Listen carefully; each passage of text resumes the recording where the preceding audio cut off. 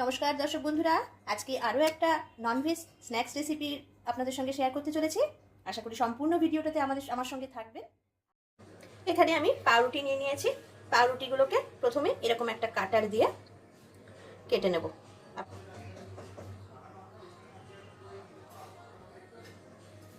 এইভাবে প্রত্যেকটা ব্রেডকে আমি কেটে নেব। আবার আর একটা ব্রেড নিয়ে নিচ্ছি।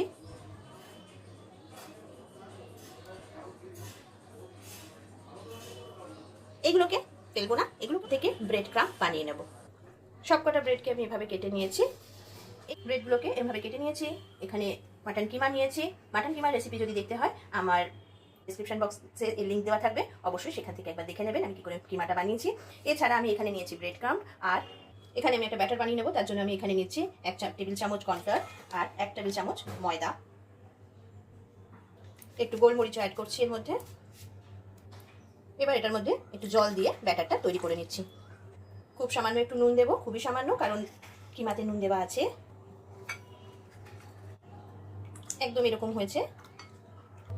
এবার আমি একটা ব্রেডকে নেব আর এখান থেকে কিমার পুরটা নেব, দিয়ে ভালো করে ফিল করে নেব। এটাকে এটার মধ্যে ডিপ করব। ব্রেড ক্রাম্বের মধ্যে ভালো করে কোট করে নেব। আবার একবার এটাকে করে নিলাম, দুটো কোটিং দেব। এক্সেস জলটাকে একটু ঝারিয়ে দেব, চেপে দেব। আবার এটাকে ক্রাম্ব কোটিং করে নেব, ক্রাম্ব দিয়ে কোট করে নেব। এভাবে প্রত্যেকটা করে নেব। সব কটাকে আমি এভাবে তৈরি করে নিয়েছি। এবার এগুলোকে আমি ফ্রিজে রেখে দেবো সেট হওয়ার জন্য। খুব কম করে 8 ঘন্টা, তার বেশি যতক্ষণ রাখা যায়। এগুলো আমার একদম সেট হয়ে গেছে। এবার এগুলোকে ভেজে ফেলার পালা। একটা ফ্রাই প্যানে তেল দিয়ে দিচ্ছি।